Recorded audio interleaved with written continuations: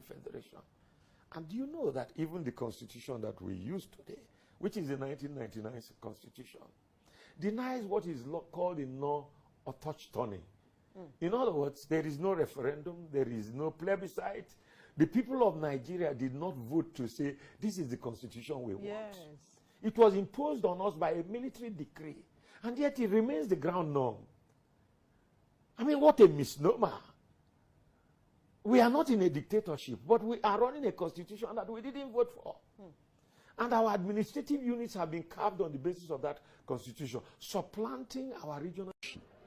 The constitution that operates in Nigeria today is a fraudulent, mischievous document foisted on Nigeria by a departing military junta.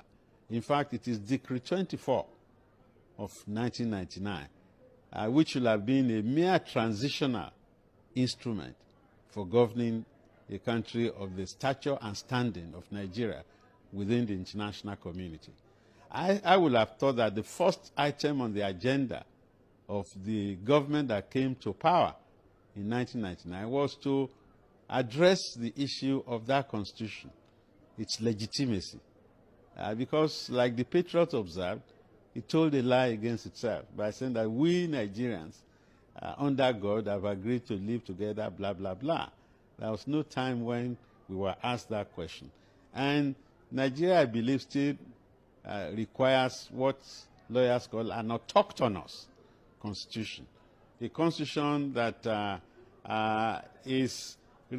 that captures the needs and interests of the Nigerians, a constitution that finds legitimacy in the eyes of the citizens, not one handed down from low and high by a military junta.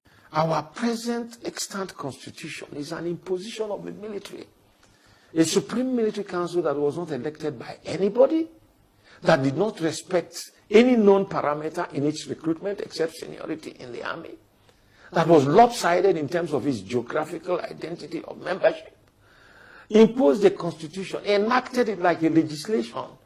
It was not subjected to a plebiscite. It was not subjected to a referendum. In law, you say it's not autochthonous because the people did not agree that the 1999 constitution is their constitution. We didn't vote for its approval. So it's not cognizable in law as a valid constitution. It has been imposed of us by sheer force. And no government has had the courage to subject it to a national plebiscite.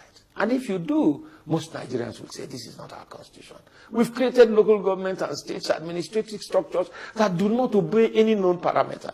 We've taken away the sovereignty of natural resources from our people and concentrated in an omnibus and amorphous federal government that is characterized by inefficiency over time. Wole Soyinka, as a man of knowledge, has just expressed the fact, unlike individuals that parade themselves as professors of constitutional law and constitutional lawyers, senior advocates, and the rest, who still continue to defend the 1999 constitution as if it doesn't matter the source, it doesn't matter that it's a forged document, by claiming that the people made it and it has been shown that the people didn't make it, in a suit that was filed on behalf of Anthony Naro, Wole Soyinka, Bishop Bonigi, Dokubo Asari, Ralph Wazurike, and a couple of others, Alhaji Yerima Shetima, who just gave that ultimatum. Yeah, he was part of the signatory to the lawsuit that was filed on their behalf by the Secretary General of the Lower Niger Congress. I dare to tell this nation today that this is the problem. This constitution can never give us progress. This constitution can never give us peace. This constitution can never give us unity. And unfortunately, most of us in this National Assembly, we don't have the spine to face what we need to give this republic to have peace and progress. What do I mean? This constitution has 68 items.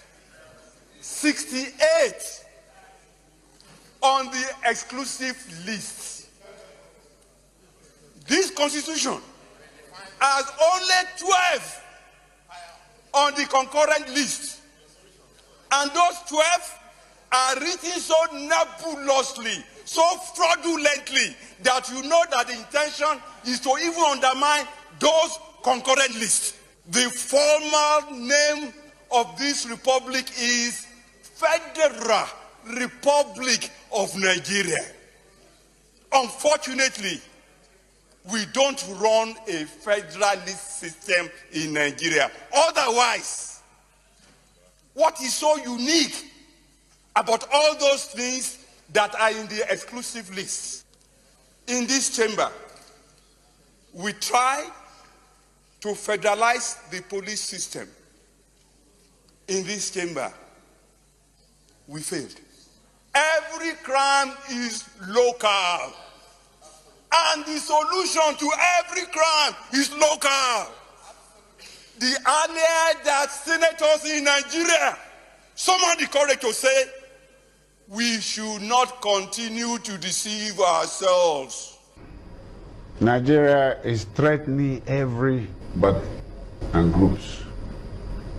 When we lie to ourselves and we're reaping the fruits of lying, we're victims of the lie that we call our own, the social contract, which is another name for the Constitution. We say we in Nigeria gave this Constitution to ourselves. We didn't. It was imposed. And it's not working. It's centralized. And the good things of life are not available for Nigerians. And they are crying. And you begin to blame them. You don't blame victims. You blame the system that produced the victims. This Constitution is not made by Nigerians. It's imposed. A federal constitution should be truly a federal constitution. You don't centralize everything. Nobody can fix this system. It's like putting square peg in round hole. It wouldn't work. It's not Buhari's fault, or Jonathan, or the previous ones. They were handed, and still being handed, instruments, i.e. the Constitution, that cannot work the way it is. Let us do an agreement. Constitution is an agreement that we agree to live together by these rules which we will spell out about governance. This current one is a fraudulent one, and it's giving us victimhood because we never did it, and they say we did it. If somebody say you did something that you not do, is that not a lie?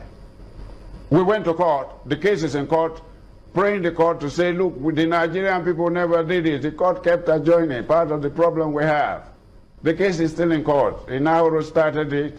A lot of distinguished men and women up and down this country had their signature there. The case has not been taken.